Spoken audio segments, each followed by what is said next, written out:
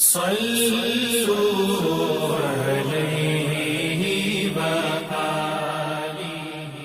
ہم سے محمد بن مسنہ نے بیان کیا، کہا ہم سے یحییٰ بن سعید قطان نے ہشام بن عروہ کے واسطے سے بیان کیا، کہا کہ مجھے میرے باپ نے حضرت عائشہ رضی اللہ تعالی عنہا سے یہ خبر پہنچائی کہ ام حبیبہ اور ام سلمہ دونوں نے ایک کلیسا کا ذکر کیا جسے انہوں نے حبشہ میں دیکھا تھا۔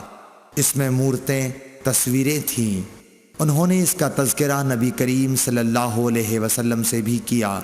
آپ نے فرمایا کہ ان کا یہ قاعدہ تھا کہ اگر ان میں کوئی نیکوکار شخص مر جاتا تو وہ لوگ اس کی قبر پر مسجد بناتے اور اس میں یہی مورتیں، تصویریں بنا دیتے۔